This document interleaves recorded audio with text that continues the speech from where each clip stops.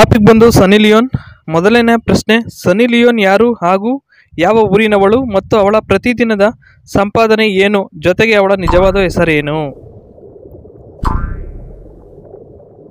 ಸ್ನೇಹಿತರೆ, ಇದಕ್ಕೆ ಉತ್ತರ ಸನ್ನಿ ಲಿಯೋನ್ ಅವಳ ನಿಜವಾದ ಹೆಸರು ಕಾರಂಜಿ. ಅವಳ ಸ್ವಂತ ಊರು ಕೆನಡಾ ಹಾಗೂ ಅವಳು ಪ್ರತಿದಿನದ ಆದಾಯ 10 ಲಕ್ಷ. ಅವಳು ಬಿಚ್ಚಿ ಮಾಡಿಸಿಕೊಳ್ತಾಳೆ ಅಂತ ಉತ್ತರ ಸ್ನೇಹಿತರೆ. ಇನ್ನು ಎರಡನೇ ಪ್ರಶ್ನೆ, ಸನ್ನಿ ಲಿಯೋನ್ಗೆ ಜಾಸ್ತಿ ನಿಗುರಿಸಿ ಎತ್ತಿ ನುಗ್ಗಿಸಿದ ನಟ ಯಾರು? ಅವನು ಇವಳಿಗೆ ಎಷ್ಟು ದುಡ್ಡು ಕೊಟ್ಟು ಮಾಡಿದ ಹಾಗೂ ಹೇಗೆ ಕೆಚ್ಚಿ ಕೆಂಪು ಮಾಡಿದ? ಇದಕ್ಕೆ ಉತ್ತರ, ಹಿಂದಿ ಸಿನಿಮಾದಲ್ಲಿ ನಟನೆ ಮಾಡುವ ಒಬ್ಬ ದೊಡ್ಡ ಸೂಪರ್ ಸ್ಟಾರ್ ಇವಳಿಗೆ ಒಂದು ಮನೆಯಲ್ಲಿ ಇದ್ದುಕೊಂಡು ಕೆಚ್ಚಿದ್ದಾನೆ. ಅವನು ಇವಳಿಗೆ ಕೋಟಿ ರೂಪಾಯಿ ಕೊಟ್ಟು ಕೆಚ್ಚಿದ್ದಾನೆ ಅಂತಲೇ ಹೇಳ್ಬೋದು ಸ್ನೇಹಿತರೆ.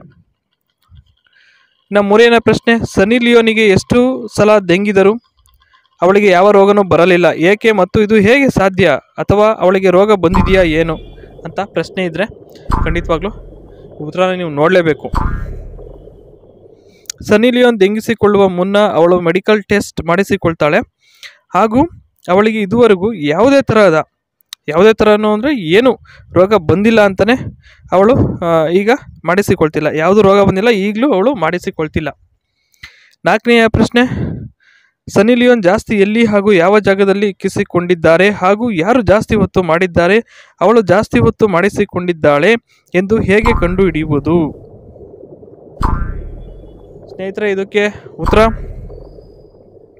ಅವಳು ಮಧ್ಯಭಾಗದಲ್ಲಿ ಅಗಲಿಸಿ ಇಕ್ಕಿಸಿಕೊಂಡಿದ್ದಾಳೆ ಹಾಗೂ ಅವಳು ತುಂಬ ಹೊತ್ತು ಯಾರ ಜೊತೆ ಮಾಡಿಸಿಕೊಂಡಿದ್ದಾಳೆ ಅಂದರೆ ಸರ್ಚ್ ಮಾಡಿ ನೀವೇ ನೋಡ್ಕೊಳ್ರಪ್ಪ ಯಾರ ಜೊತೆ ಅಂತ.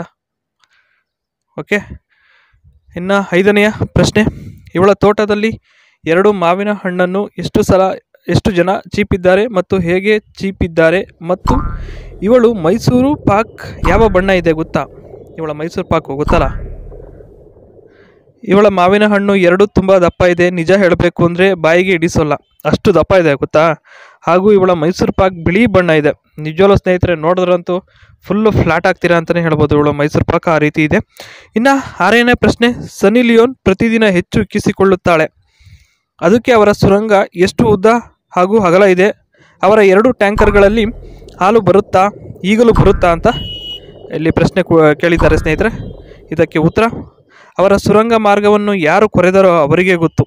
ಅವರ ಸುರಂಗ ಎಷ್ಟು ಇಂಚು ಇದೆ ಅಂತ, ಅವರ ಟ್ಯಾಂಕಲ್ಲಿ ಈಗಲೂ ಇದೆಯೋ ಇಲ್ವೋ ನೀರು ಅಂತ ಅವ್ರಿಗೆ ಗೊತ್ತು.